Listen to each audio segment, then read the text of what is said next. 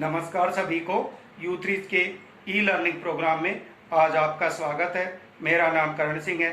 आज हम कक्षा 10 विषय मैथ में चैप्टर नंबर 15 प्रायिकता की इंट्रोडक्शन पार्ट 3 पर चर्चा करेंगे कि प्रायिकता में किस प्रकार के प्रश्न पूछे जाते हैं। तो प्रायिकता में प्रश्न पूछे जाते हैं, हमने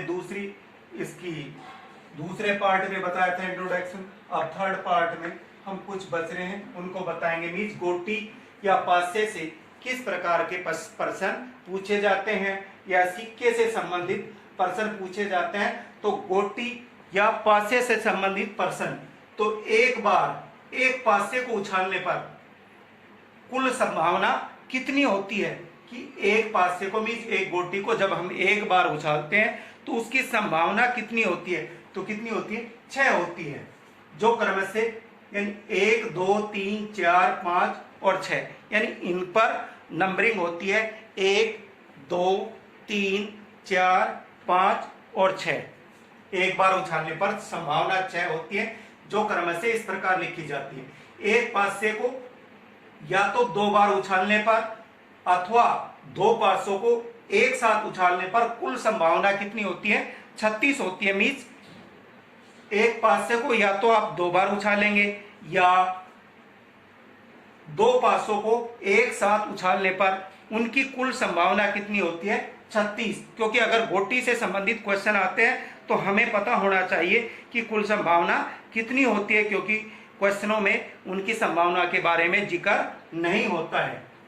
तो हम जिन्हें निम्न प्रकार से लिख सकते हैं, मीन्स गोटी से कोई भी संबंधित क्वेश्चन आते हैं तो उनके लिए हम टेबल बनाते हैं। तो पहला पासा और ये दूसरा पासा। पहले पासे में नंबरिंग होती है 1 2 3 4 5 और 6। दूसरे पासे पर भी 1 2 3 4 5 और 6। 6 को 6 से गुणा करते हैं तो कितने हो जाती है संभावना? 36। तो इनको किस प्रकार लिखते हैं? तो जैसे पहले पासे का 1 नंबर आ गया तो दूसरे पासे का क्या नंबर आएगा? 2। इसी प्रकार दूसरे पासे का जैसे 1 और पहले पासे का ये पहले पासे का 1 नंबर और दूसरे पासे का भी 1 नंबर आ गया। इसी प्रकार दूसरे पासे का मीन्स पहले पासे का 1 नंबर और दूसरे पासे का क्या नंबर आएगा? 2। इस प्रकार 1 3 1 4 1 5 और 1 6। मीन्स एक पासे का 1 नंबर तो दूसरे का 1 आ सकता है, पहले पासे का 1 नंबर दूसरे का 2 आ सकता है, पहले पासे का 1 आ तो दूसरे का 3 आ सकता है, पहले पासे का 1 नंबर दूसरे पासे का 4 नंबर आ सकता है, पहले पासे का 1 दूसरे का 5। इसी प्रकार पहले पासे का 1 और दूसरे का 6। अब दूसरे पहले पासे का नंबर 1 और दूसरे पासे का 2 2 1 2 2 2 3 2 4 2 5 और 2 6। इसी प्रकार पहले पासे का 1 2 3 दूसरे पासे का 3 1 3 2 3 3 3 4 3 5 और 3 6। इसी तरह चौथे का 4 1 4 2 4 3 4 4 4 5 4 6।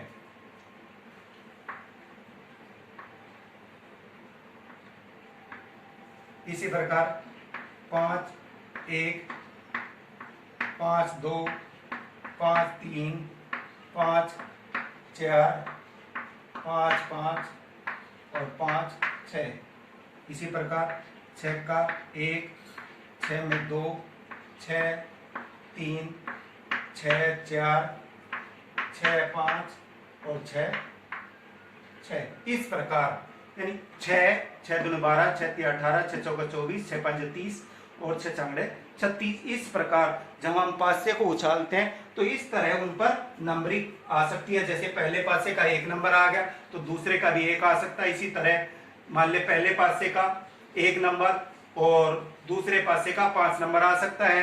तो इस तरह से नंबरिंग आ सकती है और गोटी से या पासे से संबंधित क्वेश्चनों को हल करने के लिए हम इस तरह की टेबल हमें बनानी पड़ती है। उसके बाद आते हैं सिक्के से संबंधित प्रश्न। सिक्के से संबंधित प्रश्न पूछे जाते हैं प्रायिकता में। तो कई बार जैसे हम गेम खेलते हैं तो सिक्के को उछाला जाता है, तो एक सिक्के को उछालने पर संभावना, एक सिक्के को उछालने पर क्या संभावना होती है? 2। एक बार हेड आ जाता है या दूसरी बार टेल आ जाता है, यानी एक बार हेड और दूसरी बार टेल, या तो हेड आ सकता है या टेल आ सकता है। तो उसकी संभावना कितनी हुई? 2। 2 सिक्कों को एक साथ उछालने पर या एक सिक्के को 2 बार उछालने पर संभावना कितनी होगी? 4। 2 सिक्के को एक साथ उछालेंगे या एक सिक्के को 2 बार उछालेंगे तो उनकी संभावना कितनी होगी? 4। तो वो कैसे आएंगी? या हेड और टेल आएगा, या टेल और हेड आएगा, या हेड और हेड आएगा, या टेल और टेल आ सकता है। ये 4 संभावनाएं होती है।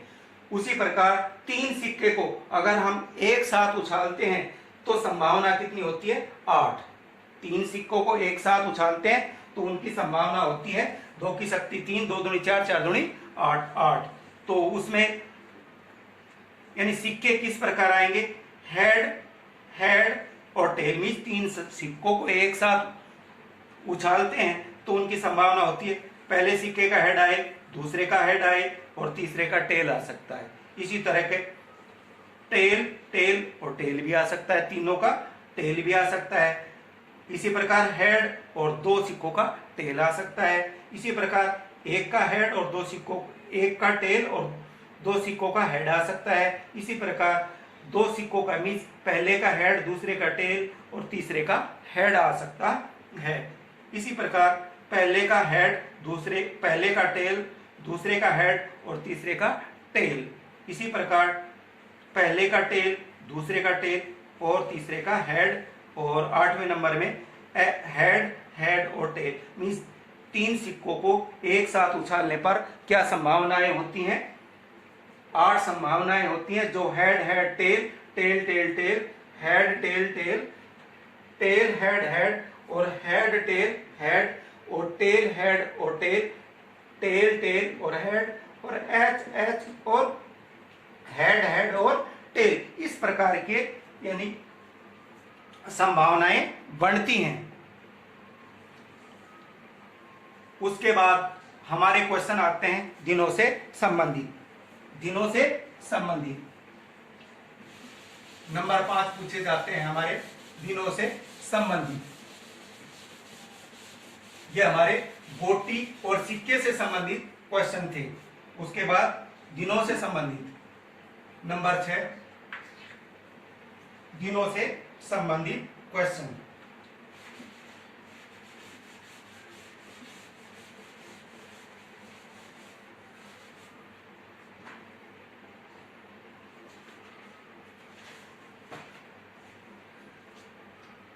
दिन से संबंधित प्रश्न। एक सप्ताह में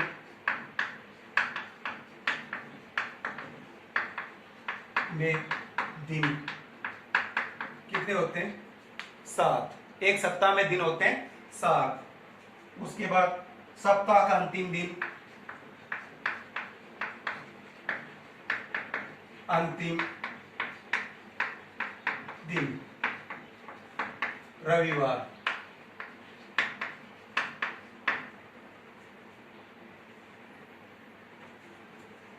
लीप वर्ष में कुल दिन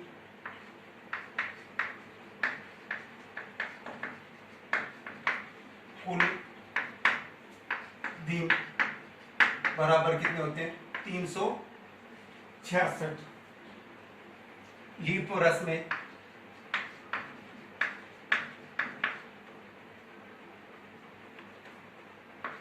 कुल रविवार कितने होते हैं? 52। और लीप वर्ष के अलावा, लीप वर्ष के अलावा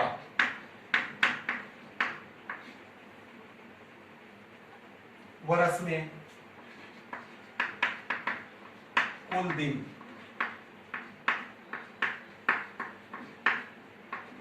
365 और एक साल में महीने बराबर 12। इस तरह के क्वेश्चन पूछे जाते हैं किसमें, प्रायिकता में। इसी के साथ जो प्रायिकता की इंट्रोडक्शन पार्ट है वो हमारा समाप्त हुआ। बीस प्रायिकता में किस तरह के क्वेश्चन पूछे जाते हैं उनकी इंट्रोडक्शन में बीस प्रायिकता के सवाल करने से पहले हमें उनके बारे में पता होना चाहिए। तो मैं उम्मीद करता हूं कि यूथरीच के ई लर्निंग प्रोग्राम में आपको विषय समझने में आसानी हुई होगी और मैं आशा करता हूं कि आप इस विषय पर अपने सवाल जरूर करेंगे ताकि हम इसे अच्छे से कर पाएं। धन्यवाद।